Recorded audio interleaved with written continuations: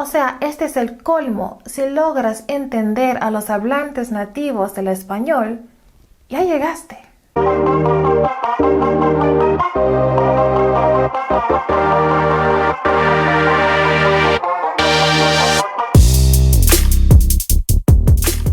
Hola, ¿qué tal amiguitos? Soy Erika. Bienvenidos de nuevo a mi canal. Como se habrán dado cuenta, hoy este video va a ser 100% en español. ¿Por qué? Bueno, porque hoy estamos tratando precisamente el tema de cómo entender español rápido. Ahora, yo no soy hablante nativo del español, sin embargo, por ahí me han dicho que hablo un poquito rápido, así que esta será buena práctica para ustedes. Por supuesto, les estaré dejando los subtítulos en inglés aquí abajo, y si quieren también que haga una grabación de este video en inglés, pues déjenmelo saber, con mucho gusto lo haré. Cabe mencionar que los consejos que les voy a estar dando son completamente aplicables a casi cualquier idioma. Así que si me están escuchando y ya hablan español, pero quieren aprender otro idioma, pues quédense a ver. ¿Por qué dicen que a la hora de hablar con un hispanohablante se les dificulta mucho entenderlo? Pues por los acentos, que los acentos son todo diferentes. Se conectan las palabras, como que no hay pausa. Pero ¿cuál es la queja número uno? De que se habla muy rápido. Miren, no voy a negar de que esos factores sí pueden contribuir a que se nos dificulte como gringos entender español. Sin embargo, déjenme decirles que no son, y especialmente ese último de que se hable rápido el español, no es en sí el problema principal. ¿Cómo lo sé? Bueno, les cuento. Cuando era adolescente, recién había empezado a aprender español. Hablaba muy poco, entendía algo. O sea, de hecho sí había aprendido bastante vocabulario. Fui a mi primera conferencia en español. Yo estaba muy preparada para esta conferencia. Sabía de qué se iba a tratar, conocía el material. Pero llegó un momento en que se presentó en la plataforma un lector, quien hablaba más rápido que cualquier otra persona que había conocido en toda mi vida. Cuando les digo que habló tan rápido que no entendía nada. Recuerdo que ahí estaba mirándole a mi mamá me miraba a mí y como que con la mirada decíamos, no, esto no puede ser normal. Nunca me olvidé de ese señor. A través de los años dije, ¿sabes qué? Jamás he vuelto a encontrarme con una persona que habla tan rápido como él. Llegué a ser intérprete, interpretaba por personas de varios países hispanohablantes. Sin embargo, nunca volví a conocer a alguien que hablaba con esa velocidad. ¿O sí?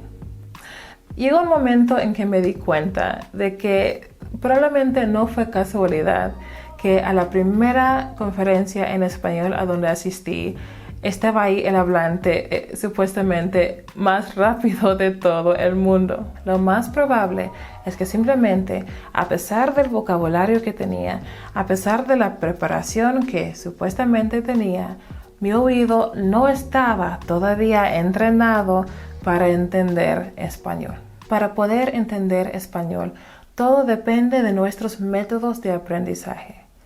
¿Cómo lo estamos escuchando y qué cosas estamos escuchando? Vamos a pasar a mi computadora un ratito para poder ver esto con más detalle. Entonces, como vimos, para aprender español existen dos piezas a este cuadro. ¿Cómo escuchamos y qué escuchamos?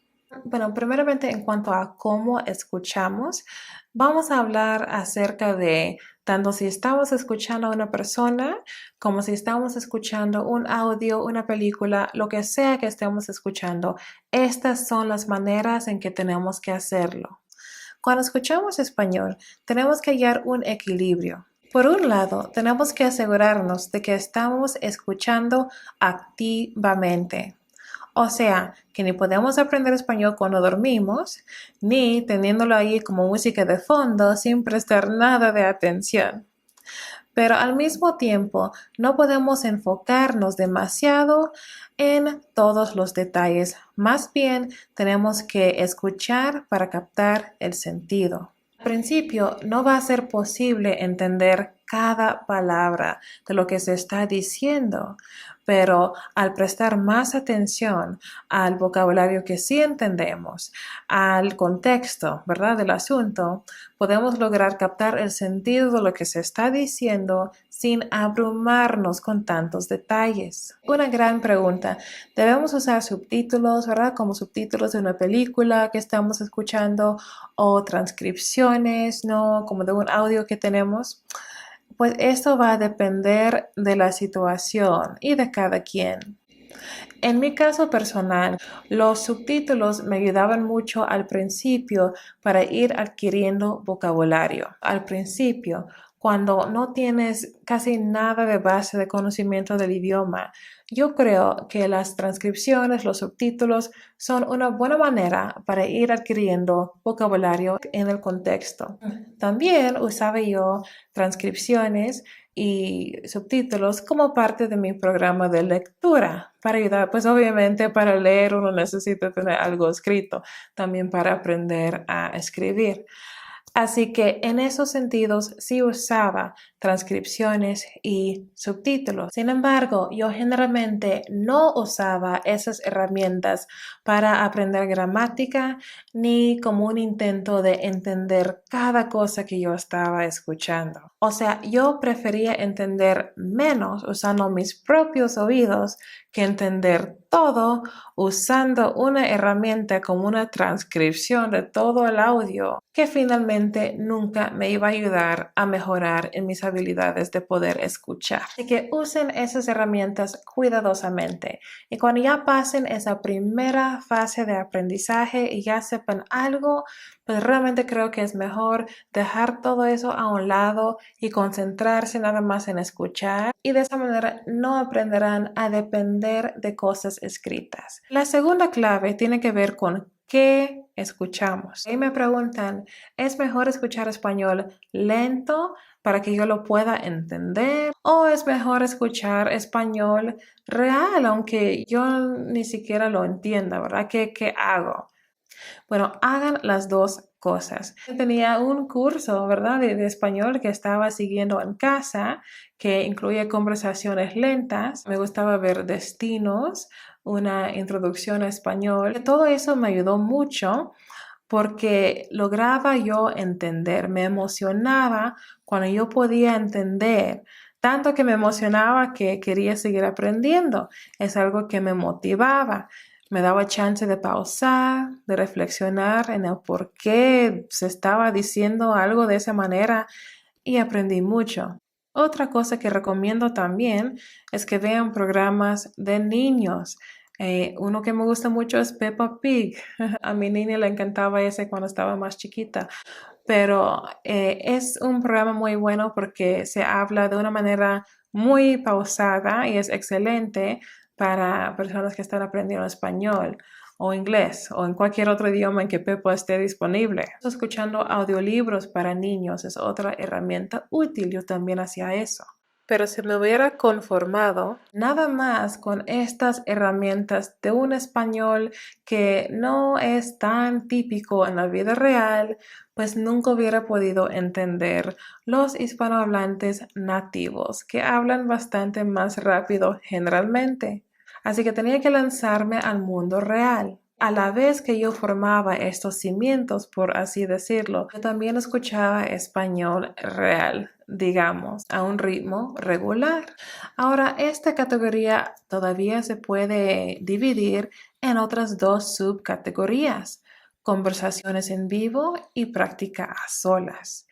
¿A qué me refiero? Conversaciones en vivo, por ejemplo, sería hablando con una persona cara a cara, ya sea en persona o incluso por internet. Hay muchos programas en línea que están diseñados específicamente por eso, para que uno pueda tener una conversación con alguien que habla el idioma que tú quieres aprender. ¿Cuáles son las ventajas de tener una conversación en vivo? Bueno, una es que nos pone un poco de presión, nos sentimos un poco o bastante nerviosos. Eso es algo bueno porque nos motiva. Si nos quedamos en vergüenza, bueno, ya nos motiva para aprender más, para no quedarnos tanto en vergüenza la próxima vez.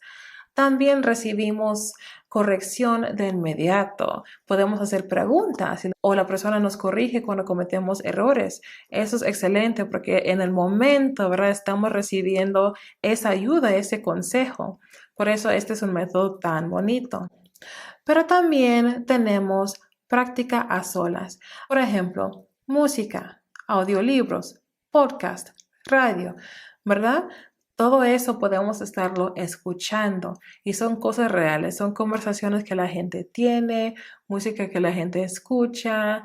Nadie lo está haciendo más lento para nuestro beneficio, ¿verdad? Sino que simplemente es así como se habla. También podemos agregar algo visual, ¿verdad? A nuestro programa de práctica a solas, películas, programas, videos, conferencias en vivo.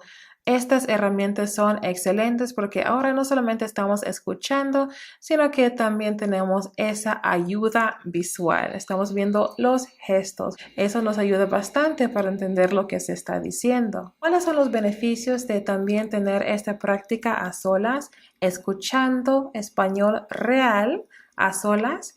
Pues muchas veces son esos momentos en que hacemos nuestros descubrimientos, digo yo. Aprendí más gramática simplemente por escuchar que por ponerme a estudiar reglas de gramática. Vamos a repasar lo que hemos aprendido hoy.